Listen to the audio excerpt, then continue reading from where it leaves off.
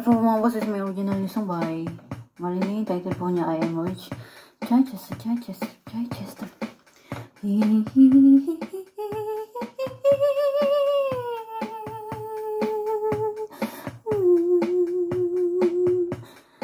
Eyes cannot lie. With just one look, I know you have a problem. Asking you, what do you want from me? What do you want from me? I repeat you again. What do you want from me?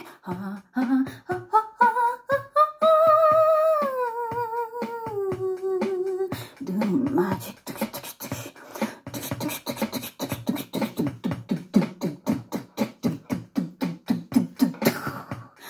I am a witch. I have power. Thunder. Thunder. Thunder. Thunder. Thunder. Thunder. Teach me a lesson to person abusing. You also want to be abused. With just one whisper from me, you can forget everything. I am a witch. I have a power. Thunder. Thunder. Thunder. Thunder. Thunder. Thunder. Thunder. You will lose yourself. I heard your heartbeat.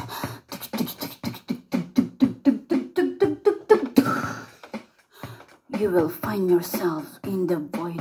I was just there. I watching you. I am a witch. Your soul is mine. I am a witch. I have a power. Thunder. Thunder. Thunder. Thunder. Thunder. Thunder. You will come back to me eventually. Thunder. Thunder. Thunder. Thunder. Thunder. Thunder. I am a witch. I have power. Thunder. Thunder. Thunder. Yan po mga boss. Yan po yung kanta niya. At ito po ang kanyang istorya. Si Master Rio ay isang magagamot. Lumapit ang isang ina para ipagamot. Tulungan mo ako, Master Rio. Lumapit ka na ba? Master Rio, tanong niyo, lumapit ka na ba kay Commander Pantukan at kay Marley Pajayo? Sagot ng ina, opo, kaso sumpa po. Ito hindi ko na alam ang gagawin eh. Ang anak ko, si David, pinagkakaisahan ng mga demonyo kaya patuloy ang kanyang paggawa ng kasalanan. Iba't ibang demonyo ang sumasabi sa anak ko habang ginagamot siya ni Master Rio. Nag-iba ang itsura nito, pula ang mata at naglilisik. Napakalakas. At sumagot ang demonyo. Akin siya! Master Rio, lumayas ka! Lumayas ka, demonyo! Bumalik ka sa pinanggalingan mo, sa impyerno! Sumagot ang demonyo. Nangni ka, o aking dakilang ina, na hindi matatawaran ang sakripisyo mo. Pero ang anak mo, ang nagbabangagad, tumatawag sa amin lahat. Sige, sa pamilya, kayo pero wala kayong ginawa kung hindi pagtakpan ng mali ng anak mo kasi nabubuhay ka pa rin sa bibig-dabig mo. Kaya siya naging literal na kriminal. Ini-spoil niyo ang anak niyo. Alam mo ba na ang pamilya niya ay pinagpalit niya sa kayamanan, kasikatan, at binigay ko yun. At ngayon, nagsisisi kayo? Bakit sinasakripisyo ni David ang kanyang pamilya at ang kanyang ina? Pag oras ng singilan, kukunin ko din ang kanyang ina at akin ang kanyang kaluluwa. Sabi ng demonyo. ang mabuting magulang ay babanggain ang mali ng kanyang anak at itutuwid sa mabuti daan. Kaya kayo, ang lapastangan, konsentidor, spoiled, papalaki ng kriminal, papalaki ng demonyo, tapos isisisi nyo sa akin. Kayo ang tumatawag sa akin. Kayo tumatawag sa aming mga demonyo. Masiriyo, magbalik loob ka, David, sa Diyos.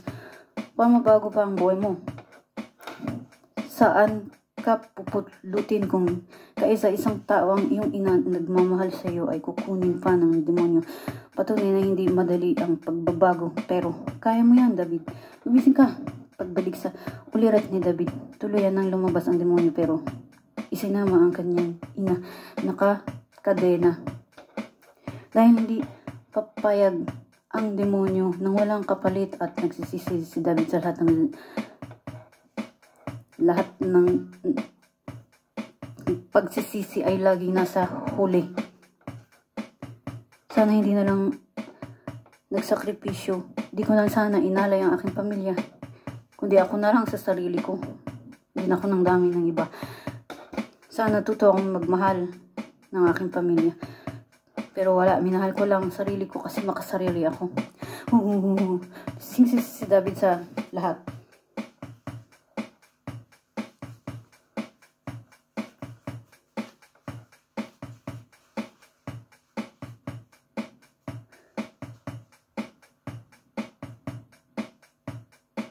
Sabi ni Masiriyo, huwag kang mag-alala, sundan ko ang iyong ina sa impyerno at puputulin ko ang kadena ng sumpa at simula ng paglalakbay ni Masiriyo sa kabilang mundo para hulihin ang mga demonyong at hanapin ang mga ikinulong nito, mga kaluluwang biktima. Yan po mga boss ang istorya ng I Am the Witch kanta. At sa actual po pala, ang plano kung ano, teatro. Ano siya, kung kaya, lalagyan ko ng puppet. Tapos pag solo artist ka, pwede. Pag solo ang sarili mo kanta, pwede ka rin doon. Tapos yun nga, tambulong yun sa amin. Tapos kahit wala ng ticket, basta nalagyan ko rin ng comedian yun. Kahit sino pwede doon.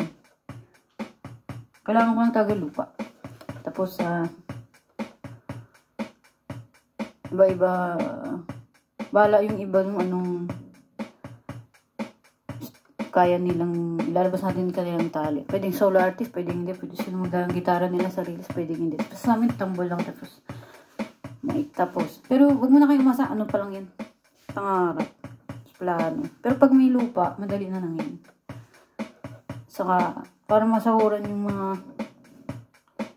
tao nito, kailangan lalagyan ko ng ibang negosyo yung para doon kukunin. Kasi walang manunood yan. Lalo pag di ka kilala, hindi mo yung kilala. Pati yung iba eh.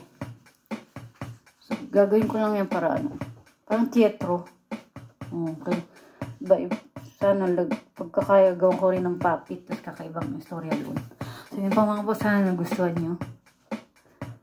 Tapos, please support my YouTube channel. And order po sana kayo ng bakuskot.